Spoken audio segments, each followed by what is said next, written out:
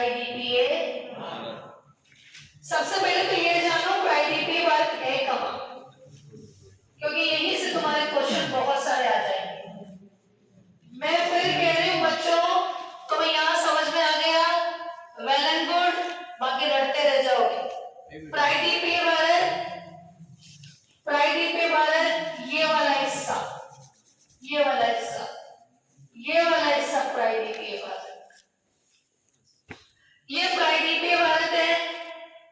ये यहां से 1600 किलोमीटर है, ये इधर से 1400 किलोमीटर है। ये जो क्षेत्रफल है, इसका पूरा क्षेत्रफल है 16 लाख वर्ग किलोमीटर।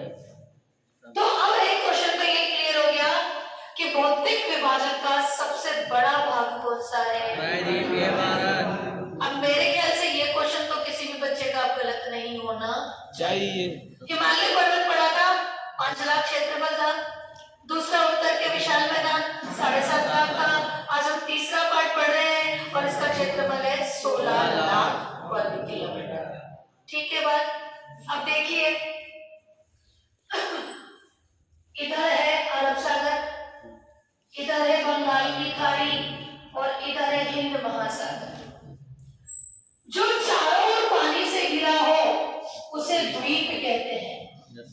जो चारों ओर पानी से घिरा हो उसे द्वीप कहते हैं, और जो तीन ओर पानी से घिरा हो उसे प्रायद्वीप कहते हैं। क्या कहते हैं? प्रायद्वीप। तो आज हम कौन सा बात करेंगे? प्रायद्वीपीय भारत। अरब सागर, बंगाल की खाड़ी, हिंद महासागर। भारत या प्रायद्वीपीय भारत तीनों ओर से पानी से घिरा हुआ है, इसलिए इसे हमने कहा है पेनिनसुलर इंडिया या पेनिनसुलर प्लेटो या प्रायद्वीपीय भारत।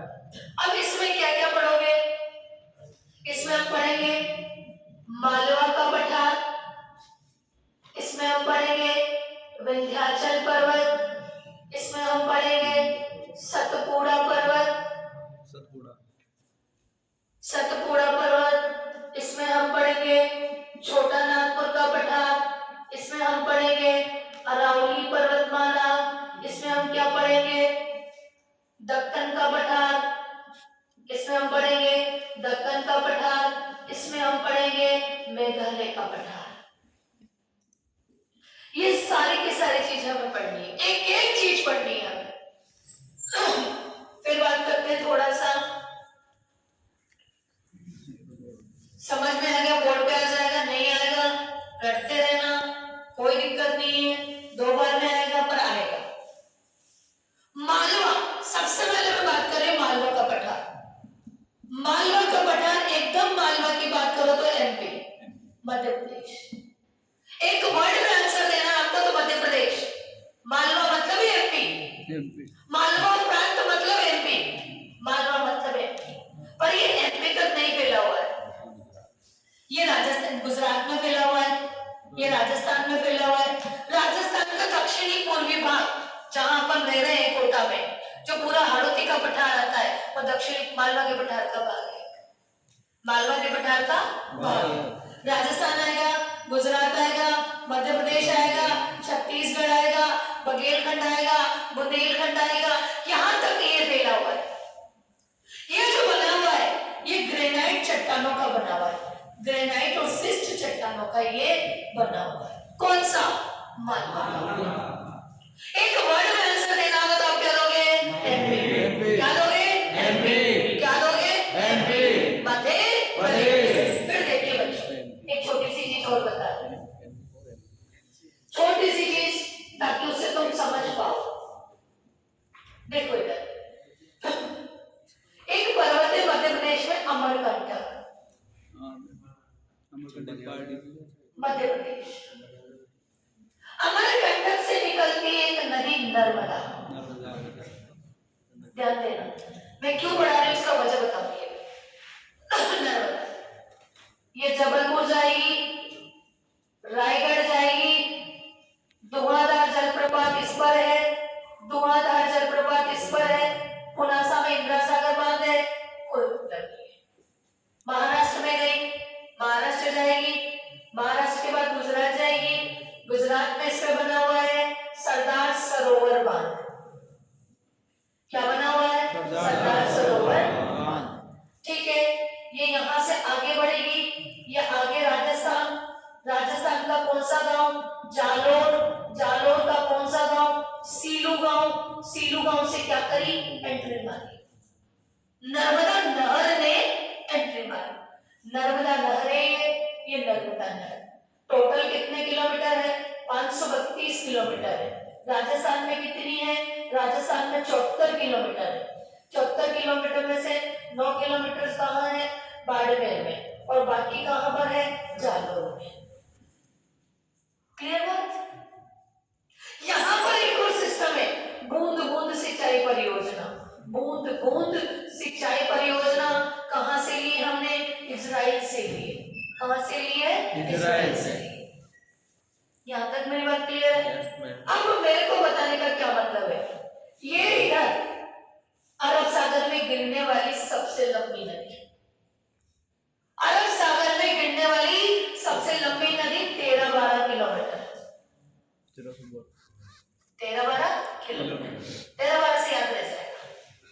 वो बताने का चक्कर ये है कि अभी एक ये जो नर्मदा है ना, ये नर्मदा बनाती है एस्चुरी। क्या बनाती है? एस्चुरी। नर्मदा डेल्टा नहीं बनाती, नर्मदा एस्चुरी बनाती है। एस्चुरी क्या होती है? एस्चुरी होती है जो नदी आई आई आई सीधी आ गई और किसी अरब सागर में जा, समुद्र में मिली। ये डेल्टा नहीं बनाती है, ये एस्चुरी बनाती है। क्या बनाती है? एस्चुरी। एस्चुरी क्या होती है वो समझो। आटा गूंथते हैं उसको क्या कहते हैं? आटा गूंथने के बर्तन को परात। ठीक है, ये एक परात है समझने के लिए। ये एक परात है। अब क्या हुआ? सपोज करो यहाँ पर रेत डाल दी। रेत किस जगह पर? हाँ, समझने के लिए रेत डाल दी। ये भाग ऊंचा हुआ कि ये भाग कि ये वाला रेत वाला, ये वाला भाग क्या हुआ? ऊंचा हो गया, ऊंचा हो गया।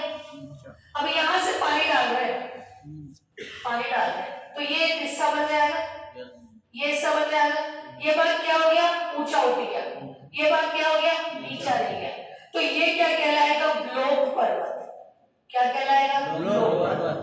जो ये नर्मदा है, जो सतपुड़ा पर्वत है, जो नर्मदा के उत्तर में है, वो ब्लॉक पर्वत का काम करेगा। कहीं लिख रखा होगा सतपुड़ा। ये नर्मदा और ताप्ती नदी के मध्य है और ये ब्लॉक करता है, उत्तर को दक्षिण से जाने को रोक देगा, ब्लॉक कर देगा, ब्लॉक बना देगा। ब्लॉक का मतलब रोकना, रोकना। जैसे ये नदी है, आ रही है नदी, यहाँ पर ऊंचा उठा भाग है, ऊंचा उठा भाग है। ये नदी कहाँ से जाएगी? इधर से जाएगी। ये हिस्सा ऊंचा उठ गया, ये हिस्सा क्या कहलाएगा? द्वीप। क्या कहलाएगा? द्वीप। क्या कहलाएगा बच्चों? फिर अगला चलते हैं, फिर अगली बात करेंगे। नर्मदा नदी मैंने आपको पढ़ा दी है। अगली बात करेंगे विंध्याचल पर्वत श्रृंखला। ये विंध्याचल पर्वत श्रृंखला, विंध्याचल, ये विंध्याचल 1200 किलोमीटर में यहाँ से यहाँ तक फैला हुआ है। ये बिल्कुल छोटा नागपुर पठार तक फैला हुआ है, छोटा नागपुर पठार। ये बिल्कुल 1200 किलोमीटर में फैला हुआ है। ये यहाँ से राजपीपला से शुरू होकर ये यहाँ तक चला जाता है विंध्याचल पर्वत। इसमें राजस्थान आएगा, इसमें गुजरात आएगा, इसमें मध्य प्रदेश आएगा, इसमें छत्तीसगढ़ आएगा, इसमें झारखंड भी आएगा। क्या आएगा? झारखंड भी आएगा। अगली बात करो सतपुड़ा पर्वत। तो मैंने बताया था नर्मदा, ये नर्मदा नदी निकल रही है, ये सतपुड़ा पर्वत है और ये नर्मदा के बीच में ब्लॉक पर्वत का काम करता है। सतपुड़ा बोले तो एमपी में है, छत्तीसगढ़ में है, बघेलखंड बुंदेलखंड वहां तक फैला हुआ है सतपुड़ा पर्वत। कौन सा पर्वत? सतपुड़ा पर्वत। इस सतपुड़ा पर्वत मध्य प्रदेश में है, मध्य प्रदेश में है। वहां यहाँ पर एक हिल स्टेशन है, उसका नाम है पंचमढ़ी। क्या नाम है? पंचमढ़ी हिल स्टेशन है मध्य प्रदेश। ये महादेव पहाड़ी पर है, महादेव पहाड़ी पर। अब महादेव तो ऊंचे ही बैठेंगे, महादेव पहाड़ी की सबसे ऊंची चोटी है धूपगढ़ी।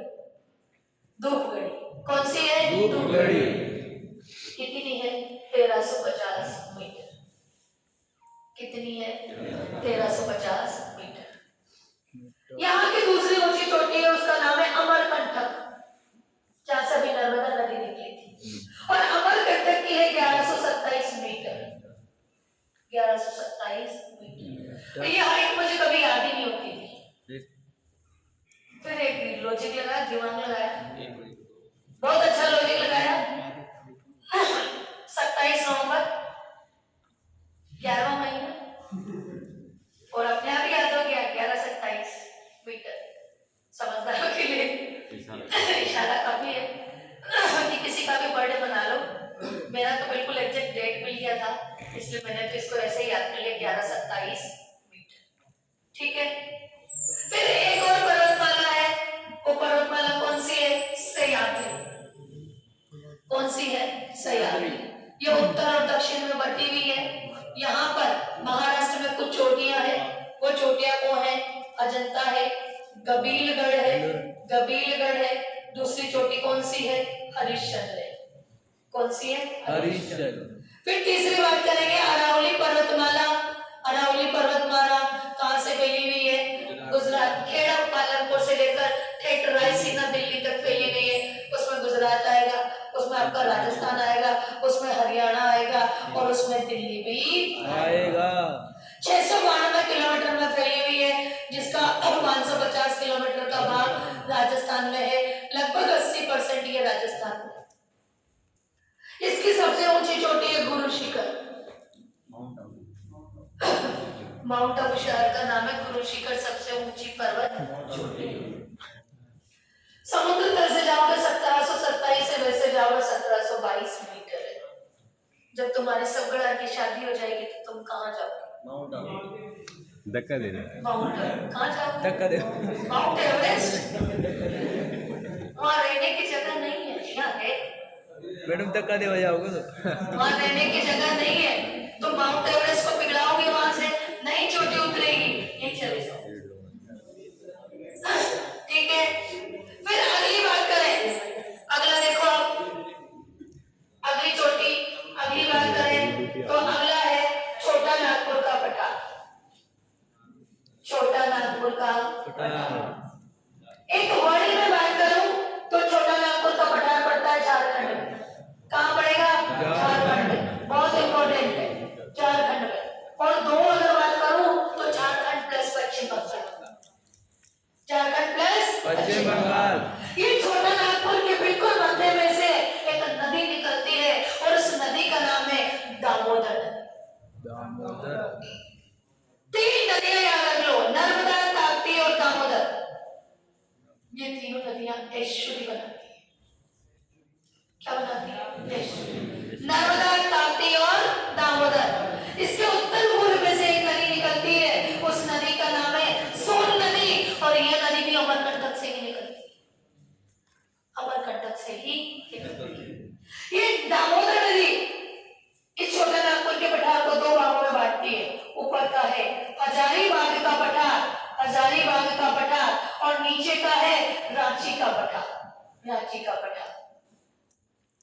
ये हजारीबाग का जो पठार है, इसकी सबसे ऊंची चोटी है पारसनाथ, 1366 मीटर, और जहां मैं जाके आ चुकी हूँ 1366, क्योंकि जैनियों का सबसे बड़ा तीर्थ है संवेद शिखर, और ये पारसनाथ संवेद शिखर की सबसे ऊंची चोटी है, और ये जैन धर्म के 23वें तीर्थंकर है, और यहाँ पर उनको निर्माण हुआ था, इसलिए मेरा जाना तो बनता था। रांची। अब इसे क्या कहते हैं? इसे कहते हैं भारत का रूर, कहते हैं भारत का रूर। रूर क्या है? रूर जर्मनी का एक औद्योगिक प्रदेश है, जो खनिज पदार्थों के लिए जाना जाता है। खनिज पदार्थों के लिए जाना जाता है। एक वर्ड में आपसे पूछे छोटा नागपुर का पठार कहाँ है, तो आप आंसर क्या देना? झारखंड। अब क्यों लगा झारखंड में टाटा आयरन स्टील प्लांट? क्योंकि वहां पर खनिज पदार्थों की उपलब्धता है, इसीलिए तो वहां पर जमशेदजी टाटा ने वहां पर जमशेदपुर में भारत का पिट से वर्ग कहते हैं, रूल कहते हैं, खनिजों का ज़्यादातर कहते हैं झारखंड को। बहुत बार ऐसा होता है कि लोग कहते हैं, क्योंकि झारखंड की जो पर्वत चोटी है ना, ये पारसनाथ, उसके अंदर जो मिनरल्स है, खनिज पदार्थ है, वो इतने हैं कि वो निकल जाए तो भारत पता नहीं कहां से कहां पहुंच जाए, पर वो कभी निकलेंगे नहीं, क्योंकि यहाँ पर खनन करना निषेध है, क्योंकि वन क्षेत्र के अंतर्गत ये आता है। क्लियर बात? फिर अगला करो दक्कन का पठार। ये दक्कन का पठार, दक्कन का नहीं है, दक्कन का। ये 2 लाख वर्ग किलोमीटर में फैला हुआ है, 2 लाख वर्ग किलोमीटर में फैला हुआ है। इधर आ गया, इसे आंध्र का पठार कहते हैं, इधर आ गया, इसे कर्नाटक का पठार कहते हैं, इसे कर्नाटक का पठार कहते हैं। जो मैंने चोटियां बताई थी इस साइड में महाराष्ट्र में, वो अजंता इधर आएगी, गंभीरगढ़ इधर आएगी और हरिश्चंद्र भी इधर आएगी। अजंता का तो नाम तुमने सुना भी होगा, अजंता एलोरा गुफा। अजंता एलोरा गुफा है, सातवाहन वंश ने 2री शताब्दी में इनका निर्माण करवाया था और गुप्त काल में इनका सर्वाधिक विकास हुआ है। गुफा नंबर 16 जिसमें मरणासन राजकुमारी का चित्र है और वो बौद्ध धर्म, हिंदू धर्म और जैन धर्म से सारी गुफाएं संबंधित है। अब एक और बचा है, अब मेरे को आपसे एक क्वेश्चन पूछना है। मेघालय का पठार किस भौतिक विभाग का हिस्सा? ध्यान से समझ के करना, सारी चीजें दोबारा रिपीट कर रही हूं, बहुत ध्यान से करना। इधर देखिए बच्चों, ये देखिए, ये क्या है आपका हिमालय पर्वत, ये क्या है उत्तर का विशाल मैदान, ये क्या है प्रायद्वीपीय भारत, ये क्या है तटीय मैदान, इसी में आंसर होगा। अब मेघालय का पठार कहां पर है? यहाँ पर। अब मुझे बताओ ये कौन से भौतिक विभाग का हिस्सा है? हिमालय उत्तर विशाल मैदान, हिमालय और उत्तर के विशाल मैदान का हिस्सा। और ये बिल्कुल गलत जवाब है, क्योंकि तुमने शायद देखा नहीं, मैंने सबसे पहले तुम्हें प्रायद्वीपीय भारत बताया था, तो मैंने प्रायद्वीपीय जब भारत बताया था तो मैं ऐसे बनाकर तुम्हें यहाँ से यहाँ तक लेकर गई थी। क्वेश्चन पूछ रही हूँ, आंसर नहीं बता रही, मैं लेके गई थी, क्योंकि यहाँ पर हुआ ये कि एक गंगा गेप है, गंगा मालदा गेप है, ये गंगा के आने के कारण इस हिस्से में और उस हिस्से में गंगा मालदा गेप हो गया, इसके कारण ये प्रायद्वीपीय भाग थोड़ा सा अलग हो गया और हिस्सा किसका है? प्रायद्वीपीय भारत का। 2 क्वेश्चन बहुत इंपॉर्टेंट आज मैंने बताया है।